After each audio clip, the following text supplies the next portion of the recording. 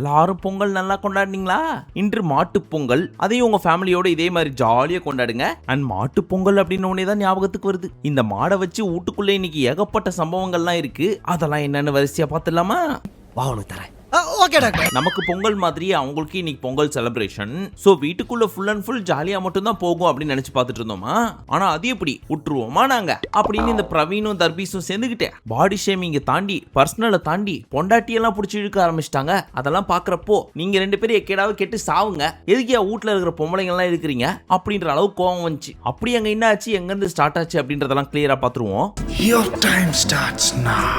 Wake up சாங்லாம் ஆடி முடிச்சதுக்கு அப்புறம் சைக்கிள் எடுத்து ஓட்டிட்டு இருக்குது இந்த தர்பீஸ். அப்போ நம்ம விக்ரம் என்ன சொல்லிட்டு இருக்காரு, யோ யோ யோ பாத்தியா பொங்கல் அன்னைக்கு பூசணியா கிடைக்கலன்னு சொல்லி தர்பீஸ் மேல சூடத்தை ஏத்திர போறாங்க அப்படின்னு சொல்ல, டேய் என்னடா என் பேரை வச்சு கிண்டல் பண்றியா நீ, இருடா உனக்கு என்ன பண்றேன்னு பாருடா அப்படின்னு இந்த பீஸ் ரிவெஞ்ச் எடுக்குது. டேய் தடியா வந்தன்னு வச்சுக்கா அப்படின்னு ஸ்டாப் பண்ண உடனே விக்ரமுக்கு உள்ளுக்குள்ள காண்டாயிடுச்சு. என்ன பார்த்தாடா தடியான்னு சொல்ற, இவனுக்கு ஏதாவது பண்ணுமே, மாட்டாமலா போயிடுவான் மாட்டுமா அப்படின்னு பல்ல கடிச்சு பார்த்துட்டு இருக்கிறப்போ பிரவீன் என்ன சொன்னாரு, இந்த ஆளை ஏத்தி விட்டு கடைசி வரைக்கும் ஓட்ட வைப்போம், சைக்கிள் ஓட்டியே சாவட்டும் அப்படின்னு சொல்ல, டேய் தர்பீஸ் என்னையா தரியான்னு சொல்ற, நீ சைக்கிள் ஓட்டுறா எவ்வளவு நேரம் ஓட்டுறன்னு பாப்போமாடா அப்படின்னு கலாய்க்க, போடா நான் சுனாமிலேயே ஸ்விம்மிங் போட்டவன்டா, யாரு நீயே, முதல்ல அந்த சைக்கிள்ல இருக்க ரெண்டு காலையும் ஒரே நேரத்துல கீழே வை பார்க்கலாம் அப்படின்னு ஒரு பக்கம் கலாய்.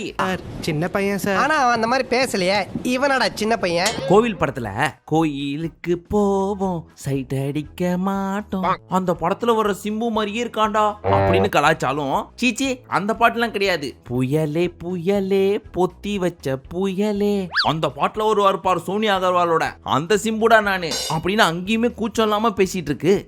வாய் மட்டும் இல்லைன்னா நாய் தூக்கிட்டு போயிடுவோம். அடுத்து பொங்கலை ஒட்டி எல்லாருக்கும் துணிமணிகள்லாம் வந்துச்சா, சோ எல்லாரும் குளிச்சு முடிச்சுட்டு ட்ரெஸ் போட்டு ரெடி ஆகலான்னு பார்த்தா இந்த தர்பீஸ் ரம்யாவை பிடிச்சி உரண்டை இழுத்துட்டு இருக்கு போல இருக்கு. அதை இந்த கலை வந்து இந்த கேங் கிட்ட போட்டு கொடுத்துச்சு. இத பார்த்த தர்பீஸ், அட பாவி நம்ம ரெண்டு பேரும் ஃப்ரெண்ட்ஸ்டா, நான் அண்ணன்டா, நீ அவங்களோட சேர்ந்துட்டு என்ன கலாய்க்கிற பாத்தியா, சர்ரா நான் ஒன் மேன் ஆர்மியா எல்லாரையும் சமாளிக்கிறேன் பாரு அப்படின்னு இந்த பீஸும் ஏட்டிக்கு போட்டிக்கு நிக்குது. நான் ரெடின்னு சொன்ன உடனே எந்த டைரக்ஷன்ல வேணாலும் என்ன அட்டாக் பண்ணுங்க அப்படின்னு தர்பீஸ் பண்ணுச்சே அப்படின்னு கேட்டீங்கன்னா, காலங்காத்தால டீ குடிக்கலான்னு போயிருக்காரு போல இருக்கு. அங்க பால் இல்ல, ஒரே ஒரு டம்ளர்ல பால் இருந்திருக்கு. அது யாருதுன்னா ரம்யாது. அந்த பொண்ணுக்கு கொடுக்கப்பட்ட பாலை சேகரிச்சு வச்சு எப்ப வேணுமோ குடிச்சிக்கலாம்னு வச்சிருக்கு. அந்த பால் எடுத்து இந்த பீஸ் குடிக்கணும்னு நினைக்குது. சோ இந்த மேட்டர் தான் வந்து இங்க கம்ப்ளைண்ட் பண்ணிட்டு இருந்திருக்கு. யார்கிட்ட தெரியுமா, பஞ்சாயத்து தலைவர் நினைச்சு சாண்ட்ரா கிட்டயும் பிரஜன் கிட்டயும். பக்கத்துல ரம்யா இல்ல போல இருக்குன்னு நினைச்சுக்கிட்டு, யக்கா அவ அப்படி பண்றாக்கா இப்படி பண்றாக்கா அப்படின்னு குசு குசுன்னு பேசிட்டு இருக்கிறப்போ ரம்யா பயபுல பின்னாடி வந்து நின்றுச்சு. ஐயோ கேட்டுட்டாளா, சரி பரவாயில்ல, முழுசா நினைஞ்சதுக்கு அப்புறம் முக்காட எதுக்கு, இந்த பயபுல பண்ண எல்லா விஷயத்தையும் போட்டு கொடுப்போம். ஏக்கா இந்த மாதிரிதான்க்கா சாப்பாடு ஒழிச்சு வச்சு சாப்பிடுது, பிடிச்சவங்களுக்கு மட்டும் சாப்பாடு எக்ஸ்ட்ரா கொடுக்குது, அன்லிமிட்டெட் மீல்ஸ் எல்லாருக்கும் கொடுத்துட்டு எனக்கு மட்டும் அளவு சோறு கொடுக்குது, பொரியல் கம்மியா வைக்குது அப்படின்னு தென்னாலி படத்துல வர்ற மாதிரி கேப்பே விடாம சோத்துக்காக அடிச்சுக்குது இந்த பீஸ். எப்ப பார்த்தாலும் சோறு சோறு சோறு. அதுக்கு ரம்யாவும், யோ இங்க பாரு யார்கிட்ட வேணா போய் சொல்லிக்க, எனக்கு அதெல்லாம் பத்தி கவலையே கிடையாது, அப்ப நீ மட்டும் தான் நல்லவன், எத்தனை பேர் வாழ்க்கையை கெடுக்கிறதுக்காக வீட்டுக்குள்ள வந்திருக்கிற, ஆனா நான் உனக்கு சொல்றேன் கேள், நீ என்ன வேணா சொல்லிக்க, அதுக்கெல்லாம் ஃபீல் பண்ற ஆள் நான் கிடையாது அப்படின்னு இங்க இருந்து போனதுக்கு அப்புறம் திவ்யா அங்க இருந்து சொல்லிட்டு இருக்காங்க, அந்த ஆள்கிட்ட பேச்சு கொடுக்காத, அவன் ஒரு பைத்தியம் அப்படின்னு முன்னாடியே சொன்னல, எதுக்கு போன அடியே, அந்த ஆள் எல்லாத்தையும் போய் நம்மளை பத்தி தப்பு தப்பா சொல்லி வச்சிட்டு இருக்காண்டியே, ஆனா அவன் மட்டும் நல்லவன்ற மாதிரி ப்ரொஜெக்ட் பண்ணிட்டு இருக்காண்டியே, சரி கடுப்பாவாத, நீ ஊன்னு ஒரு வார்த்தை சொல்லு, பொங்கல் பானையிலேயே வச்சு அழுத்திடுறான் அந்த ஆளை அப்படின்னு கலாச்சிட்டு இருக்காங்க திவ்வு. பக்கத்துல அருவா இல்லையா, அவன் அப்படியே வெட்டிடுறேன். வீட்டுக்குள்ள போன புதுசுல எல்லாரையும் போய், சார் எனக்கு உங்களை ரொம்ப பிடிக்கும் சார், நம்ம ரெண்டு பேரோட காம்போ சூப்பர் சார் அப்படின்னு வினோத் கிட்ட, நம்ம கல்யாணம் பண்ணிக்கலாமா, ஓடி போலாமா, உங்க அப்பாட்ட பொண்ணு கேட்கவா, வியானா குட்டி உனக்கு நான் மாமா மாதிரி இப்படி எல்லாம் பொண்ணுங்கள்ட்ட, இது மட்டும் இல்லாம பிக் பாஸ் கேமரா கிட்ட எல்லாம் போய் நான் ரீல்ஸ் பண்ண போறேன் பிக் பாஸ் கொஞ்சம் பாக்குறீங்களா அப்படின்னு ஒருத்தனை விடாம எல்லாரையும் கடுப்பேத்திட்டு இருக்குது. சரி மண்ட காய்துரா சாமி, இப்படி எல்லாம் பண்ணிட்டு இருந்தா யாருக்கு தான் கடுப்பாவாது, இதுக்காக தானே ஊட்ட விட்டு வெளியே அமிச்சாங்க. ஆனாலும் தவசி படத்துல சொல்ற மாதிரி, சார் நான் முன்ன மாதிரிலாம் கிடையாது சார், திருந்திட்டேன் நம்புங்க அப்படின்ற மாதிரி வீட்டுக்குள்ள வந்து மறுபடியும் அந்த அட்டையை காமிச்சு இந்த அட்ரஸ் எங்க இருக்குன்னு சொல்ல முடியுமா அப்படின்னு ஒசாமா பின் லேடன் பிந்துகூஸ் மலை அப்படின்ற ஏரியாக்கு அட்ரஸ் கேட்கிற மாதிரி ஃபர்ஸ்ட்லயே இருந்து ஸ்டார்ட் பண்ணுது இந்த பீஸ். காலை உடைச்சு நீ திருந்தலையா, இவன் அடிச்சும் பார்த்தாச்சு அவுத்தும் பார்த்தாச்சு, உன் என்னதான்டா பண்றது. அப்புறம் எப்பவும் போல பொங்கல்லாம் வச்சு பொங்கலோ பொங்கல்னு கத்தி பாட்டெல்லாம் பாடி மாடை வரைஞ்சு கோலெல்லாம் போட்டு மங்களகரமா டேயை ஸ்டார்ட் பண்ணாங்க. அப்ப அங்க வரைஞ்சிருக்க மாடை பார்த்து வினோத் என்ன சொன்னாரு, யோ என்னயா மாடை வரைய சொன்னா வாட்டர்மெலன் வரைஞ்சு வச்சிருக்கீங்க அப்படின்னு கேட்க, இந்த பீஸும் கானா வினோத் கேள்விப்பட்டிருப்பீங்க, காக்கா வினோத் கேள்விப்பட்டிருக்கீங்களா அப்படின்னு மாறி மாறி கலாச்சிட்டு இருந்தாங்க. அப்போ ஓரமா உட்காந்து பார்த்துட்டு இருந்த இந்த பிரவீன் ஒரு பிளான போட்டாரு. வெளியே இவங்க ரெண்டு பேரும் கலாச்சி காமெடி பண்ணிக்கிறத பார்த்து தான் மக்கள் பயங்கரமா இம்ப்ரெஸ் ஆகுறாங்க. மெய்யழகன் கார்த்தி அரவிந்த் சாமி லெவலுக்கு பேசுறாங்க. அப்ப நம்மளும் அந்த மாதிரியே தர்பீஸை போட்டு கலாச்சோம் அப்படின்னா அரவிந்த் சாமி லெவலுக்கு நம்மள வைக்கலனாலும் அரவிந்த் சாமியோட அப்பா லெவலுக்காவது வைப்பாங்க. சோ இந்த பீஸை போட்டு கலாச்சி தள்ளுற வேண்டியதுதான் அப்படின்னு அங்கேயே ப்ரிப்பேர் ஆயிடுச்சு. அவன் சாதாரணமா கிண்டல் பண்ண மாட்டான், ஆனா கிண்டல் பண்ணா காண்டாக்காம விட மாட்டான். அந்த டைம் பார்த்து தர்பீஸ் நல்லா கும்பகரணம் மாதிரி கையை வச்சுட்டு தூங்கிட்டு இருக்க நாய் குலைச்சது இந்த பீஸும் பின்னாடி போய் தட்டி விட்டுச்சு. அப்போ ஓரமா உட்காந்து காய்கறி நறுக்கிட்டு இருந்தாரு வினோத். இந்த மாதிரி ஒரு சான்ஸை விடுவாரா? டேய் எப்ப பார்த்தாலும் கிரைண்டர் மாதிரி அரைச்சிட்டே நல்லா மாவு மாதிரி தூங்க வேண்டியது அப்படின்னு சொல்ல போடா டே காக்கா வினோத் அப்படின்னு இந்த பீஸும் திரும்பி கலாய்க்குது. அப்ப ஏதோ ஒரு மியூட் வார்த்தையும் சேர்த்து போட்டு கலாச்சுது. அது கூட ஃப்ளவர்ன்ற மாதிரி ஏதோ ஸ்டார்ட் ஆச்சு. அது என்னன்னு கிளியரா தெரியல. இங்க பாரு, உனக்கு மட்டும் கெட்ட வார்த்தை தெரியுமா? நான் பேசவா? சோ சாண்ட்ராவோட வீட்டுக்காரு கேட்டாரு, ஏன் எதுக்கு இந்த வார்த்தையெல்லாம் யூஸ் பண்றீங்க? நம்ம இருக்க போறது இன்னும் ஒரு நாள், நாளைக்கு கிளம்ப போறோம், கொஞ்சம் பார்த்து தான் பேசுறது அப்படின்னு கேட்டதுக்கு, இல்லனே அவர் நான் கலாய்க்கிறதுக்கெல்லாம் பயப்படுறாரு, என்னோட கவுண்டர் எல்லாம் கேட்கறப்போ அவர் கை நடுங்குது அப்படின்னு இந்த பீஸ் கான்பிடென்ட்டா கலாய்க்கிறேன் நம்பி பேசுறதெல்லாம் கேட்கறப்போ உன்னை கலாய்க்கிறதுல தப்பு இல்லடா, நீ கொடுக்கறது பேரு கவுண்டர். என்ன நினைச்சிட்டு இருக்க? இவங்கிட்ட எல்லாம் பேசி தீர்க்க முடியாது, தீர்த்து தான் பேசணும். சரி இந்த ரெண்டு பீஸுங்க ஏதோ அடிச்சுக்குதுங்க. அதுவும் ஒரு லெவலுக்கு மேல சீரியஸா போகாது. அப்படியே போச்சுனாலும் வினோத் இந்த தர்பூசணியை கட்டி பிடிச்சி அப்படியே பெருமைப்படுத்துற மாதிரி 4 வார்த்தை சொல்லி அந்த பீஸை சிரிக்க வச்சிருவாரு. சோ அவங்க ரெண்டு பேருக்குள்ள அது. ஆனா இந்த பிரவீன் உள்ள வந்து நான் அவனை கலாய்க்க போறேன், அவனை வச்சு செய்ய போறேன் அப்படின்னு நினைச்சிட்டு ஒரு சில விஷயம் எல்லாம் பண்ணுது. ரஜினி பாட்டு ஒன்னு இருக்கும் தெரியுமா, ராஜா சின்ன ரோஜாவோடன்னு சொல்லிட்டு. அந்த பாட்டுல குரங்கு யானெல்லாம் கூட வருமே, அந்த மாதிரி அந்த குரங்கு வேணுமாமா அதை புடிச்சு தாங்க ஆமா அப்படின்லாம் பாடி காமெடி பண்ற அப்படின்ற பேர்ல கிரிஞ்சு பண்ணிட்டு இருந்துச்சு. அதெல்லாம் பாக்குறப்பதான் கொஞ்சம் மூஞ்சி சுளிக்கிற மாதிரி ஆயிடுச்சு.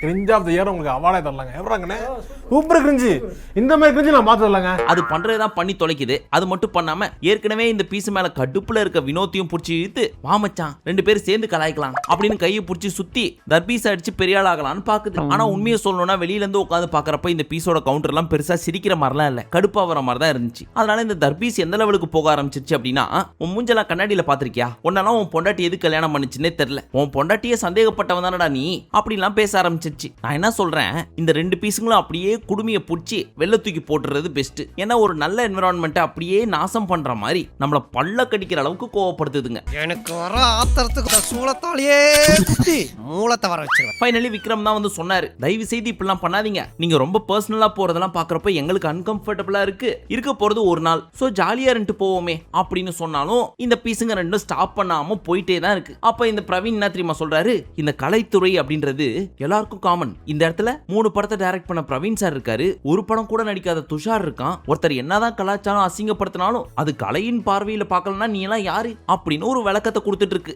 நான் சொல்ல நல்ல தம்பி ரொம்ப கருத்தா பேசுவாப்ல. இந்த விளக்கத்தெல்லாம் கேட்கறப்ப எப்படி தெரியுமா இருக்கு, தென்னை மரத்துக்கும் வாழை மரத்துக்கும் கல்யாணம் பண்ணி வச்சா மாங்கன்னு பலாக்கண்ணெல்லாம் பிறக்குன்ற மாதிரி தான் இருக்கு. கலைக்கும் இதுக்கு என்னையா சம்பந்தம், நீ கலாய்க்கிறதுக்கு கலையை பிடிச்சி இழுக்கிற, அந்த ஆளு உன்னை கலாய்க்கிறதுக்கு உன் பொண்டாட்டியை பிடிச்சி இழுக்கிறான், ரெண்டு பேருமே வெக்கங்கெட்டு போய் என்ன பேசுறது எப்படி கொண்டு போறதுன்னே தெரியாம உங்களை அசிங்கப்படுத்திக்கிறீங்க அப்படின்ற பேர்ல உங்க குடும்பத்தை தான் அசிங்கப்படுத்திக்கிறீங்க.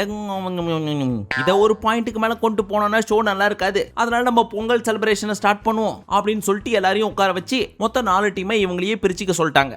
இவன் டீம்ல இந்த 4 பேர் மட்டும் தானா இல்ல வேற யாராவது இருக்காங்களா? அதன்படி பிரிஞ்ச ஃபர்ஸ்ட் டீம் இது, செகண்ட் டீம் இது, தேர்ட் டீம் இது அண்ட் ஃபோர்த் டீம் இது. இதுல யாராவது ஒரு டீம் மட்டும் ஜட்ஜா இருக்கணும் அப்படின்னு சொல்லியிருந்தாங்களா, அதுல இந்த சபரியோட டீம் ஜட்ஜா இருக்கும் அப்படின்னு சொல்லிட்டு எல்லாரும் கை தூக்கிட்டாங்க. சரி டாஸ்க் என்ன அப்படின்னு கேட்டீங்கன்னா, டாஸ்க் நம்பர் 1 கோலம் போடணும். முக்கியமான கண்டிஷன், அந்த கோலத்துல மாடு இருக்கணும் அப்படின்னு நம்ம பிக் பாஸே வினோத்தை ஏத்தி விடுறாரு. ஏன்னா அடுத்த டயலாக் என்ன வரும் அப்படின்றது அவருக்கு நல்லாவே தெரிஞ்சிருக்கு. அதுக்கேத்த மாதிரியே வினோத்தும் மாட்டு பொங்கல் கோலத்துல மாடு இருக்கணும் அவ்வளவுதானே, அதை பத்தி கவலையப்படாதீங்க சார், இங்க ஒரு எருமம் சரி ஓகே அப்படின்னு அவரால் கலாய்க்கிறத கண்ட்ரோலே பண்ண முடியல.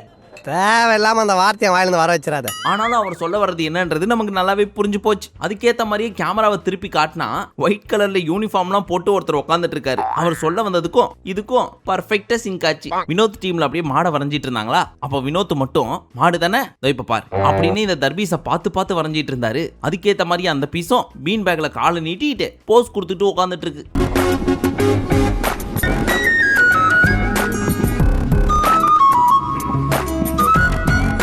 சுத்தி இருக்கிறவங்களாம் வினோத்தோட மாடை பார்த்துட்டு என்னையா உன் மாடு மட்டும் வித்தியாசமா இருக்கு அப்படின்னு கேட்க, இல்லைங்க அது எங்க தப்பு கிடையாது, எதிரில் ஒரு மாடு உட்காந்துருந்துச்சு, அது ஒரே இடத்துல உட்காராம இங்கே அங்கேயும் மூவ் ஆகிட்டே இருந்துச்சா, அதனால கொஞ்சம் கன்ஃபியூஸ் ஆகி இப்படி வந்துருச்சு. இப்படி எல்லாம் வினோத் பேசுறது கேட்கிறப்போ நிஜமாவே கஷ்டமா இருந்துச்சு. வினோத் பேசினதை நினைச்சு இல்ல, ஒரிஜினல் மாடை நினைச்சு. இதெல்லாம் அந்த மாடு கேட்டா எவ்வளவு கஷ்டப்படும். மேடம் சூப்பர் பர்ஃபெக்ட்டா வரைஞ்சிருக்கீங்க, பிக்காசாவ பிச்சு போட்டுட்டு செம கலாய் போ. ஃபைனலி இந்த ரவுண்டோட வின்னர் யாரு அப்படின்னு பார்த்தா ஜல்லிக்கட்டு டீமா. அந்த டீம்ல யார் யார் தெரியுமா? சென்டர்ல கலை, ரைட் அண்ட் லெஃப்ட்ல கேர்ள்ஸ். அந்த அழகான காட்சியை பாக்குறப்போ எக்ஸ்மேனை சுத்தி 4 முயல் குட்டிங்க நிக்கிற மாதிரியே ஃபீல் ஆச்சு எனக்கு. டாஸ்க் நம்பர் 2 கயிறு இழுக்கும் போட்டி. இதுல பிக் பாஸ் பசங்க டீம் வின் பண்ணிட்டாங்க. அந்த டீம்ல இருக்க ஒன் ஆஃப் த ஹவுஸ்மேட் நம்ம தர்பூஷணி. வின் பண்ண உடனே அதை நம்ம தர்பூஷணி எப்படி செலிப்ரேட் பண்ணுது அப்படின்றத மட்டும் கொஞ்சம் பாருங்களேன்.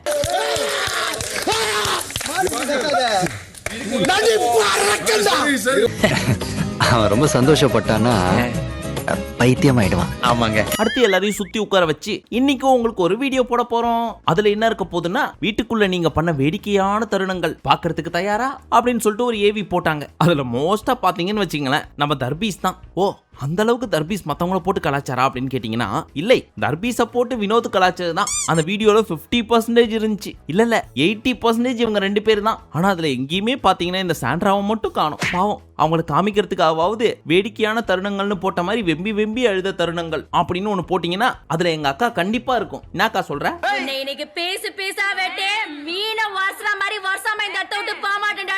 லாஸ்ட் அண்ட் ஃபைனலி ஒரு டாஸ்க் கொடுத்து முடிச்சுக்கலாம் அப்படின்னு சொல்லிட்டு ஒன்னு கொடுத்திருந்தாங்க. அது என்னன்னா, இந்த வீட்ல இருக்க எந்த ஒரு நபர் உங்களை பயங்கரமா சிரிக்க வச்சாங்க அப்படின்னு சொல்லி கேட்டதுக்கு பெரும்பாலான மக்கள் வினோத் பேரை சொன்னாங்க. ஒரு சிலர் அரோரா பேரை சொன்னாங்க, ஒரு சிலர் சபரி பேரை சொன்னாங்க, அரோராலாம் கமருதீன் பேரை கூட சொன்னாங்க. ஆனா அதிகபட்ச மக்கள் வினோத் பேரை சொல்லியிருந்தாங்க. ஆனா வினோத் யார் பேரை தெரியுமா சொல்லியிருந்தாரு? தர்பூஷணி பேரை சொன்னாரு. ஏன்னா அவன் இல்ல அப்படின்னா என்னால இது பண்ணிருக்கவே முடியாது, அதனால என்ன பொறுத்த வரைக்கும் அவன் தான் அப்படின்னு சொல்லி ஒரு ஆறுதல் பரிசை கொடுத்தாங்க. அதை கேட்ட உடனே தர்பீஸ் ஒரு தெய்வீக சிரிப்பு சிரிச்சது பாருங்க. வாட்டர்மெலன் ஸ்டாருக்கு நன்றி தெரிவிச்சுக்கிறேன். எனக்கு பிடிச்ச comedy watermelon star. Super super nice.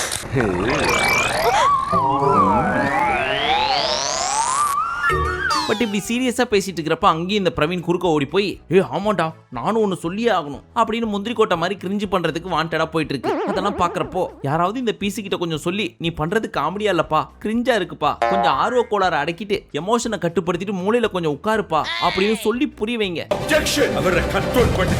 Finally இந்த டாஸ்க் முடிய போறப்போ பிரஜன் வந்து என்ன சொன்னாரு, நான் வைல்ட் கார்டு கண்டஸ்டன்ட்டா உள்ள வர போறதுக்கு முன்னாடியே இவங்க 2 பேரோட காம்போவை பாக்குறப்போ பயங்கர ஃபன்னா இருந்துச்சு. எப்படி செந்தில் இல்லாம கவுண்டமணி இல்லையோ அந்த மாதிரி அவர் இல்லாம இவர் இல்ல. சோ 2 பேரும் வெளியே போய் நல்லா காமெடி ஜானரை சூஸ் பண்ணி நிறைய படம் பண்ணுங்க அப்படின்னு சொல்லிட்டு இருக்கிறப்ப இந்த தர்பீஸ் என்ன தெரியுமா சொல்லுது, ஏன்னா நான் ஹீரோவாக ட்ரை பண்ணிட்டு இருக்கிறேன், என்ன போய் காமெடி பண்ண சொல்றேன் அப்படிங்குதே, இப்பதானே உன்னை பத்தி பெருமையா பேசினேன், ஏன் என் வாயை புடுங்குற அப்படின்ற மாதிரி வினோத்தால மறுபடியும் கண்ட்ரோல் பண்ண முடியல. சோ அவர் என்ன சொன்னாரு, எப்ப பார்த்தாலும் நான் ஃபர்ஸ்ட் கண்டஸ்டன்ட், நான் தான் இந்த வீட்டுக்குள்ள வந்த முத ஆளு அப்படின்னு சொல்லிட்டே இருக்கான்ல, எப்பவுமே புது வீடு கட்டினா மாடை தானே ஃபர்ஸ்ட் கூட்டம் வருவாங்க அப்படின்னு அரோரா சொன்னான்னு சொல்லி மறுபடியும் பங்கமா கலாச்சு விட்டாரு.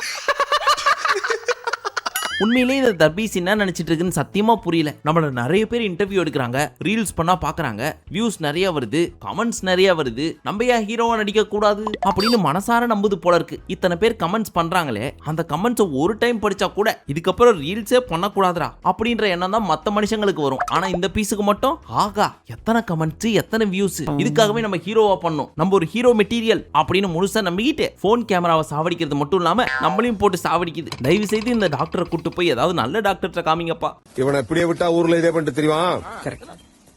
பேசாம காலை கிடைக்க மாதிரி காயடிச்சு விட்டுருக்கேன்.